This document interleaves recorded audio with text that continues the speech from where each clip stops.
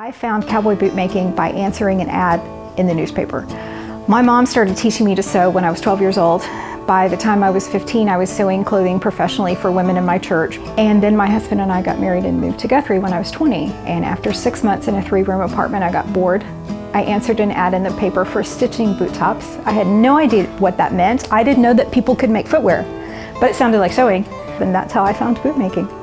Cowboy boot making designs are very traditional. It's mostly eagles and flowers and butterflies. But the reason those work is because a cowboy boot top, if you think about it, you've got the scallop coming down from the top and you have the tongue coming up from the bottom, and that leaves you kind of an H shape for your design. And outspread wings work really well in that H shape, and florals can flow within that. I really enjoy design, and I enjoy working within those structures of traditional cowboy boot history. What sets a bespoke boot apart? One of the things would be the quality materials that we use.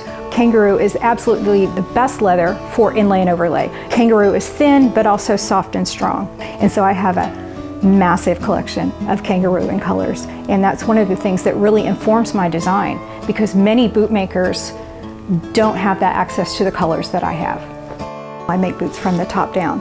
So I cut out the cowboy boot tops. I do all of the decorative work. And then I put the foot on and the heel on, and then I do the side seam. And then I wrap it around the form that a cowboy boot is built on. It's called a last. And then I do the bottoming work and put the sole on and the heels. When I finish your boot and I give them to you, you can't say, oh, these boots are great, but I wish I had said purple flowers instead of red. Can you change that? The answer is no. That was right at the beginning. I can't change that now. I am so proud of my history in cowboy boot making because my first mentor at that first shop was Jay Griffith. And Jay Griffith worked with Archer LaForce, and Archer LaForce worked with Gus Blucher. And Gus Blucher was one of the original architects of the cowboy boot, like right on the ground floor. When I was in the archives of the National Cowboy Museum, I was looking at all the boots that you have in the archives, and one of them has around the boot tongue its little scallops. And that is a dead giveaway that it's an Archer LaForce boot, because he had this machine that you turn it and it cuts the edge in a little shape. I now own the machine that cut that shape, and I've loaned it to the National Cowboy Museum for this exhibit so it can be displayed alongside a pair of boots that were cut with that machine. I worry a lot about the future of cowboy boot making. So what I do to keep those worries at bay is to share information as much as I can, support every bootmaker I can. I want the craft to survive in a healthy way. I got an email from a young lady in New Zealand who said, I make shoes and I want to learn to make cowboy boots. And so I emailed back and said, come to Oklahoma. You can live at our house. You can eat our food.